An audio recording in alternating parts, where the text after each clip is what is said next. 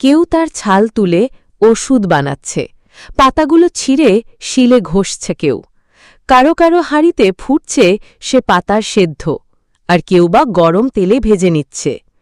জ্বালা পোড়া, চুলকানি, খোস, পাচড়া সব রোগের প্রতিকার নাকি এই নিম গাছ।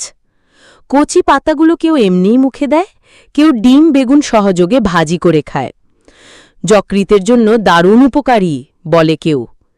কচি ডালগুলো দাঁত দিয়ে চিবোতে চিবোতে দাঁতের যত্ন নেওয়ার উপায় খোঁজে লোকজন। কবিরাজরা প্রশংসায় পঞ্চমুখ। পাড়ার বিজ্ঞজন বলেন, নিম গাছ থাকলে ভালো, কাটবে না, রাখো। কিন্তু যত্ন সে আর কজন করে? গাছটা বাড়ির পেছনে দাঁড়িয়ে, আবর্জনার স্তূপে। চারপাশে পড়ে থাকে ময়লা, প্লাস্টিক, বাসি ভাতের পাতিল। তবু কেউ কেউ বড়জোর শান দিয়ে ঘিরে দেয় তাকে, কিন্তু নিজের ধায়ে ঝেড়েই নেয়, মনোযোগ দেয় না। একদিন হঠাৎ এক অচেনা লোক এলো, মুগ্ধ হয়ে চেয়ে রইল নিম গাছের দিকে। কারো মতো সে পাতা ছিঁড়ল না, ছালও খুঁটল না, চুপচাপ দাঁড়িয়ে রইল নিম গাছটার সামনে, চোখে বিস্ময়, মুখে মুগ্ধতা। বলল, আহ, কি অপূর্ব সবুজ! পাতাগুলো যেন জল রঙে আঁকা, আর ওই থোকা থোকা সাদা ফুল নক্ষত্রের মতো।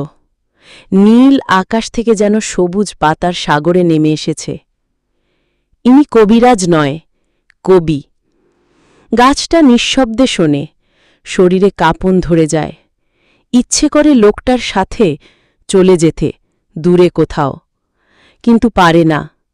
তার শিকড় গেথে আছে এই ময়লার স্তূপেই, এই পেছনের উঠোনেই আটকে আছে সে। ঠিক যেমন ও বাড়ির রান্নাঘর থেকে শুরু করে সব কিছু সামলে রাখা লক্ষ্মী বউটির মতো, যে সবার জন্য দিন রাত খেটে যায়, সব কাজ করে, সবাই ব্যবহার করে, প্রশংসা করে, উপকার নেয়, কিন্তু কেউ ভাবে না তার নিজস্ব রূপ আছে, অনুভব আছে, ভালোবাসা পাওয়ার অধিকার আছে। নিমগাছের শিকড়ের মতো তার জীবনটা আটকে আছে সংসারে শিকড়ে।